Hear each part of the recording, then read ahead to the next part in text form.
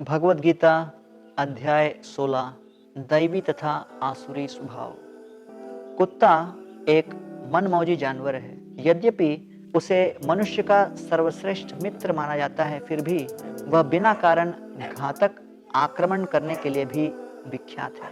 ऐसा विरोधाभासी बर्ताव ही हमारे वर्तमान समय का लक्षण है। पूर्व काल में दैवी और आसुरी लोग के बीच भेद बहुत स्पष्ट था। वे दोनों एक दूसरे से दूर रहते थे और विरले ही उनमें मित्रता होती थी। किंतु आधुनिक समय में दोनों के बीच की विभाजन रेखा इस हद तक मिट गई है कि दैवी और आसुरी ये दोनों स्वभाव एक ही व्यक्ति में देखे जा सकते हैं। 16वें अध्याय में श्री कृष्ण संत पुरुषों के गुणों तथा आसुरी लोगों की दुर्बलताओं का वर्णन करते हैं और मनुष्य के आध्यात्मिक जीवन को नष्ट करने वाली भावना तथा बर्ताव को सुव्यवस्थित रीति से प्रस्तुत करते हैं। दंभो दर्पोभिमानश्च क्रोध पारुष्यमेव च अज्ञानम चाभिजातस्य पार्थ संपदमासुरीम।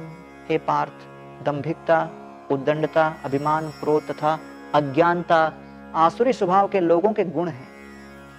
श्लोक क्रमांक 1 से 6। दैवी या आसुरी। भौतिक जगत रूपी वृक्ष पर दैवी गुण हमें ऊपर चढ़ाते हैं, जबकि आसुरी गुण हमारे पतन का कारण बनते हैं। यह निर्भर करता है हमारे स्वभाव पर तथा जिन गुणों का हम पोषण करते हैं उन पर। यद्यपि हमारे मन में पिछले जन्मों के संस्कार भी होते हैं, इस जीवन में हमारी संकल्प शक्ति, दृढ़ता तथा कार्यकलाप हमारे इस स्वभाव को गहराई से बदल सकते हैं। श्री कृष्ण 26 दैवी गुणों तथा 6 प्रमुख आसुरी गुणों का वर्णन करते हैं। श्लोक क्रमांक 7 से 20। असुरों का मत एवं दृष्टिकोण। अर्जुन को आश्वासन देने के लिए कि वे दैवी संपदा से युक्त हैं, श्री कृष्ण आसुरी प्रवृत्ति से युक्त व्यक्ति के कार्यों, मानसिकता तथा गुणों का वर्णन करते हैं। ऐसे असुर बार बार निम्न योनियों में जन्म लेते हैं। यद्यपि देखने से लगता है कि यह किसी कट्टरपंथी धर्म के भगवान का अत्यंत कठोर एवं पक्षपाती व्यवहार लगेगा, परंतु श्री कृष्ण बताते हैं कि ऐसे लोगों के उत्थान एवं उद्धार के लिए यह सबसे प्रगतिशील व्यवहार है। आसुरी धारणाएं मानसिकता तथा कार्य व्यक्तिगत स्तर पर असीमित चिंता तथा बड़े सामाजिक स्तर पर महान उत्पात का कारण बनता है। किंतु हमें रोगी से नहीं अपितु रोग से घृणा करनी चाहिए। श्लोक 21 से 24। नरक के द्वार।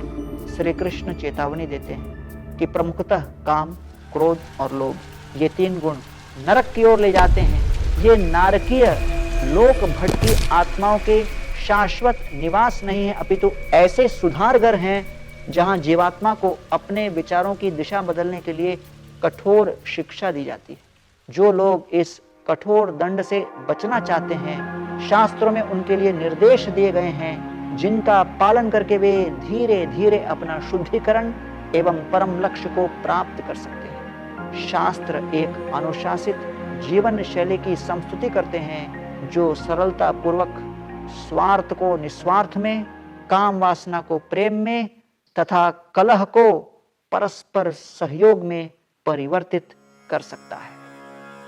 तस्मात् शास्त्रम प्रमाणम ते कार्य व्यवस्थितौ ज्ञात्वा शास्त्र विधानोक्तम कर्म कर्तुम इहार्हसि। इसलिए मनुष्य को चाहिए कि वह शास्त्रों के ज्ञान द्वारा करणीय एवं अकरणीय कार्यों का भेद समझ ले। इन विधि विधानों को जानकर मनुष्य को अपनी उन्नति हेतु कार्य करने चाहिए।